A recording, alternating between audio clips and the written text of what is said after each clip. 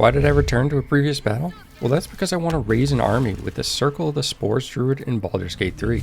Fair warning, summons in this game are very strong, and this subclass might be the very best at it. The ability to add a large number of additional bodies to your party to soak damage and distract enemies is invaluable. Deal additional damage on your attacks while using reactions that don't use up an action or bonus action every turn is something that the Circle of Spores Druid is capable of. On top of that, we still have access to the typical Druid spells that we can cast. Did I mention the 48 hit point shield that can be cast 6 times per day, or even more if you have some of the endgame equipment? There's also the spell Hero's Feast, which is an excellent choice for this build, since it'll buff the summons as well. Surprised I'm still resurrecting this army? Yeah, this might be a little broken, but that can be fun at times too. At level 1, we'll select the Druid class. Now we won't be able to select our subclass quite yet, but we'll get a pair of cantrips and our ability points to distribute. I would strongly recommend taking guidance for one of your cantrips. This is just an absolutely amazing ability. It gives you a 1d4 bonus to ability checks outside of combat when you're doing dialogue and so forth. The number of checks that you'll actually pass throughout the course of the game with this is enormous. So make sure you check this out if you haven't on a different character already. Shillelagh. This allows a staff or club to become magical. It'll deal bludgeoning damage and uses your spellcasting ability for attack rolls. Now it's the latter portion of this that we're interested in. We want to make sure that our melee attacks can use our spellcasting ability because we're not going to have any strength. So if we're using a staff or a club, well, this is going to be important if we want to actually hit anything. Ideally, we won't be using melee to attack anything when possible, but we will wander into the front lines on occasion. We're going to have a decent armor class through the medium armor and shields. We have an enormous hit point pool through the temporary hit points. And this is a resource. A lot of people don't realize this. They put temporary hit points on and they just kind of stay in the backline. Well, if you have temporary hit points, especially on a character that you can refresh, like the Spore Druid, you want to take advantage of this. Make sure that you're letting things hit you rather than the other characters in your party, and then you can always refresh them.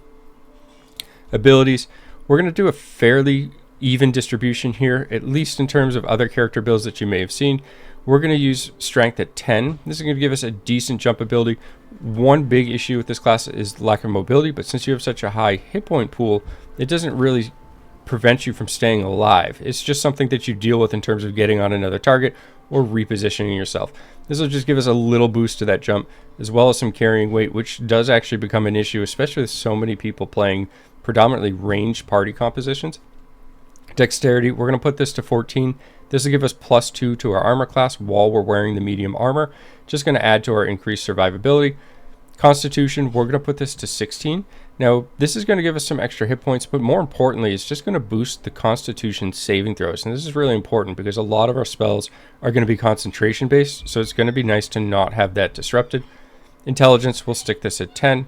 Wisdom will also push to 16, and this is because we want to be able to land spells on the targets when we go to cast them. And like I said, it's not that we're afraid of melee range, we just prefer to be outside of it and use attacks from a distance, but we are venturing into a position where we could be the target of enemies to take advantage of our high hit point pool rather than letting the other party members get hit. Charisma, we're going to drop this all the way to 8, and that's just because we have to pull these stat points from somewhere, and Charisma is the worst stat for us. For proficiencies here, these are pretty flexible. You can choose what you prefer. I think Perception is pretty nice overall. I've started taking this on more and more characters as I do subsequent playthroughs. In addition, I'm taking Animal Handling in this particular playthrough, and this is just because I don't have that covered by anybody else. At level 2, we'll be able to select our subclass, and we're going to select Circle of the Spores. This is going to give us access to a number of things.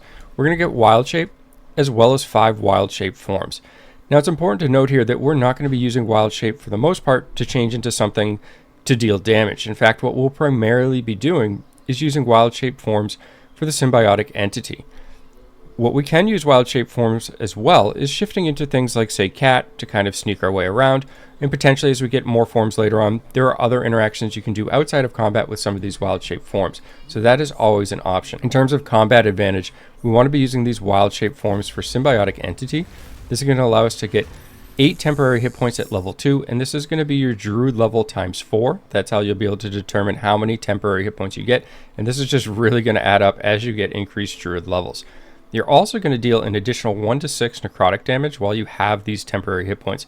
At low levels, say level 2 when you get this, This is a huge boost to damage. It might even be one of the highest damage dealing classes at this point, on top of its ability to just have massive hit point pool for a character of this level, and something that you can refresh in terms of temporary hit points by using additional wild shape charges, which are also recovered when you take a short rest. So you can do a number of these recast of symbiotic entity whenever you just want to replenish this temporary hit points. On top of that, we get Halo of Spores. This is going to do 6-meter attack, which can be used as a reaction, meaning that you can use an action in your turn, a bonus action in your turn, you can move, and then you can still use this as a reaction.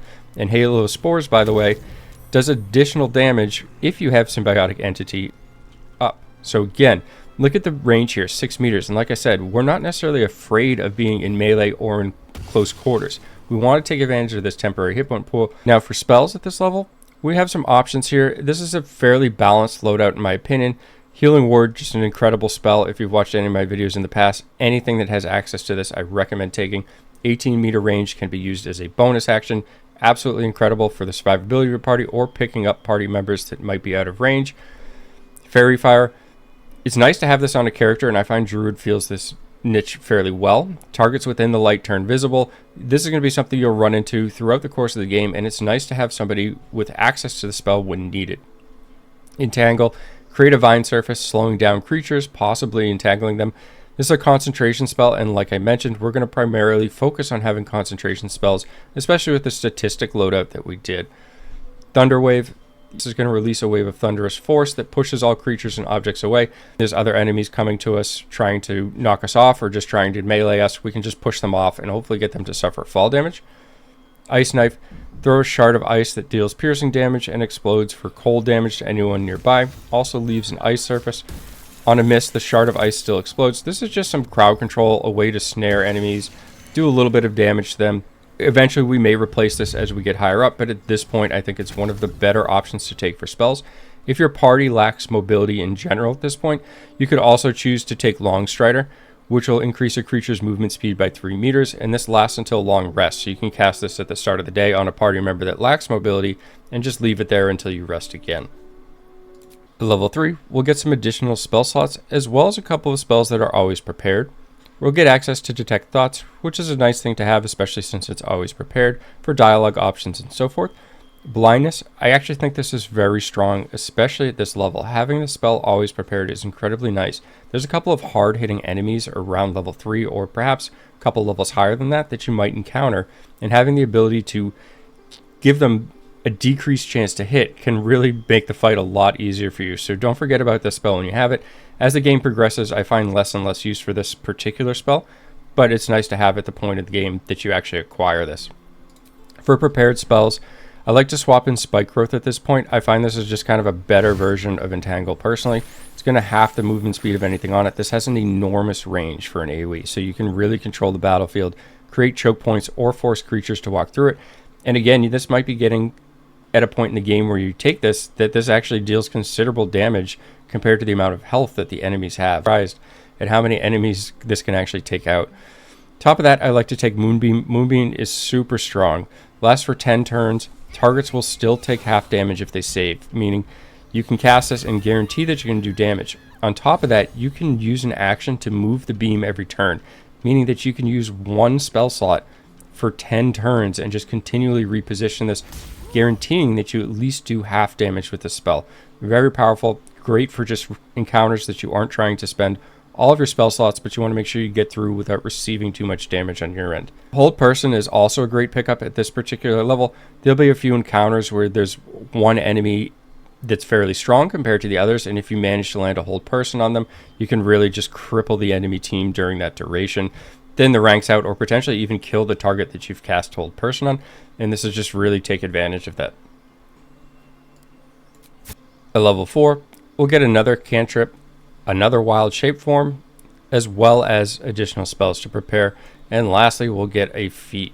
Now, overall, this level, other than the feat, isn't all that exciting, at least for our particular build, but I like to pick up Thorn Whip. This is just a means of displacing the enemy target's position. For prepared spells, I actually put Ice Knife back in. This will give us a little bit of added crowd control. And now for the feat, at this point I like to take ability improvement and add 2 points into Wisdom, boosting it up to 18. At level 5, we get a large power spike in terms of fun, and that's because we actually get access to an always prepared spell, Animate Dead.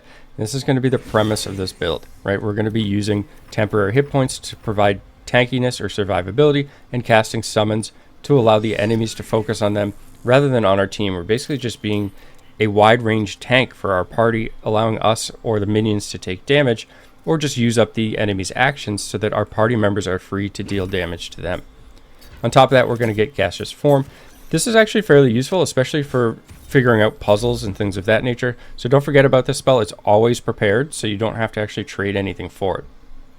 At this point, I like to take Call Lightning, and this is like an improved version of Moonbeam. You can cast this Call Lightning, and then for 10 turns, you can continually cast it again, as opposed to repositioning it, but you can continue to use it for that one spell slot, and enemies will also take half damage on a save. Top of that, Sleet Storm is nice. This is going to call forth a storm that disrupts the concentration of spellcasters, douses fires, and creates an ice surface.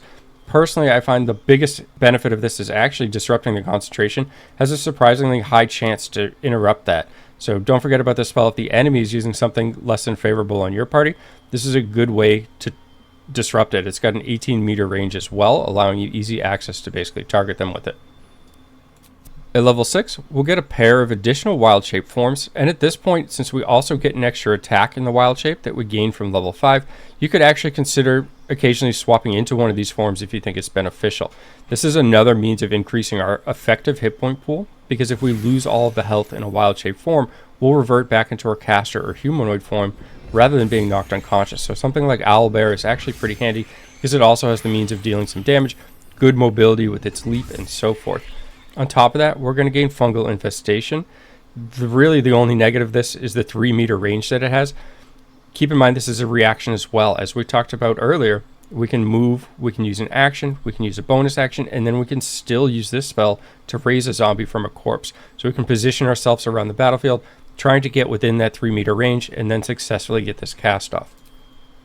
For prepared spells, I like to pick up Pass Without a Trace at this point, and this is just for party utility. It's going to increase the stealth check for you and your party members that are within range of you. It also lasts until long rest as long as you're concentrating on it. So if your party is doing a lot of sneaking, this is obviously very beneficial. But if your party isn't so good at sneaking, but you're in a situation where you need to, this gives you a chance at successfully pulling it off.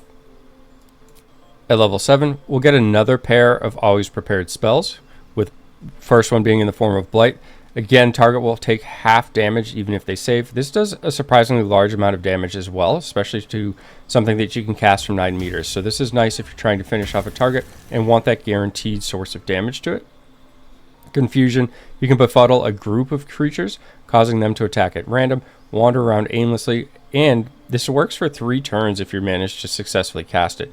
So keep that in mind. It's just going to be another nice way that you have to crowd control enemies, possibly get them to turn on each other, and just increase the survivability of your party. For spells, at this point I like to pick up Ice Storm. This does large damage for such a considerably sized AoE. It also allows you to leave ice on the ground, meaning that anything that walks through it can potentially slip and become prone. Overall, a really effective spell. Just adds to that crowd control that this particular character has. In addition to that, I like to pick up Conjure Minor Elemental. We're all about summoning and just adding bodies to our party. So we're essentially just increasing the size that we have and the number of targets for the enemy to hit, increasing the survivability of everybody else. Essentially safety in numbers here. At level 8, we'll get an additional spell slot. Now I just put Ice Knife back into the mix at this point. It just has to do with how many spell slots we have per level. And I find that having Ice Knife, which is a level 1 spell, is a little more beneficial than adding in another one of the higher level spells. And for feats, you could take a couple of options here. The ones that I would recommend are either Ability Improvement to push your Wisdom up to 20 at this point, or Warcaster. I personally prefer Warcaster at this point. You're going to have advantage on saving throws to main concentration on a spell, and we're using a ton of concentration spells. I find this incredibly handy. You can also use a reaction to cast Shock and Grasp at a target moving out of melee range. Just some additional damage that you may have the opportunity to use on enemies. And like I said, you're going to be in melee range at some point with this build. You definitely have the ability to survive some hits, so take advantage of that. And this just increases your damage output along with that.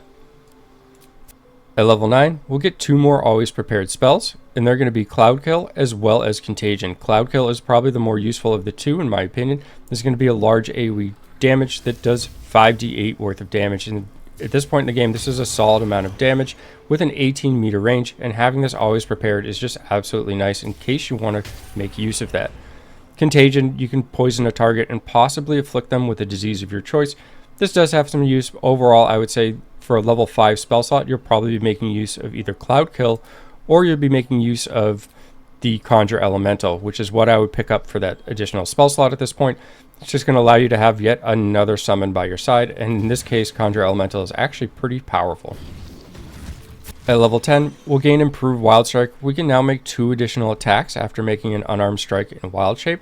Now we're also going to pick up a new Wild Shape form in the form of Dilophosaurus. So again, you can use Wild Shape to shift into something and try to deal damage, or just use the mobility tools that they have access to. It's not something you'll never do, but for the most part, we'll be reserving them for Symbiotic Entity.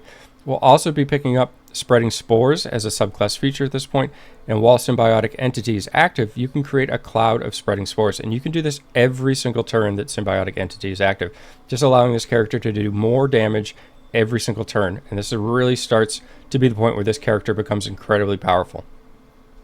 Gain a cantrip here as well. Resistance is just the best of the remaining choices in my opinion, and when we look at our prepared spells here, I like to take Mass Cure Wounds at this point. You'll see we have very limited healing up until this point. We're basically being a support character by soaking damage rather than healing our party members, and it works incredibly well. However, we do want to have kind of that ability to cure things if needed.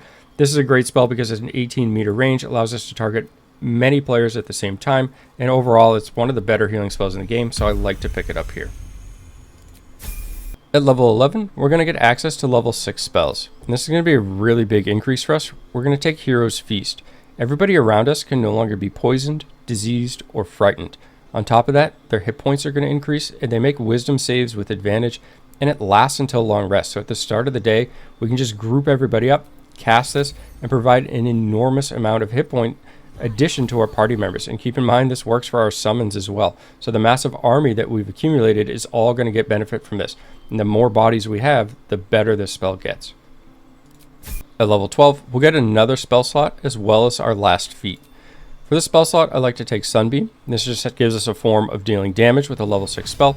Very nice to have with an 18-meter range as well. For feat, I like to pick up ability improvement here, and that's just to push our wisdom up to 20. So there you have Circle of the Spores Druid, one of the best and strongest classes in the game in my opinion. Best part of this class is that it really requires no specific equipment. You can basically just use whatever you find along the way and it'll work for this character. As always, thanks for taking the time to watch and have a great day.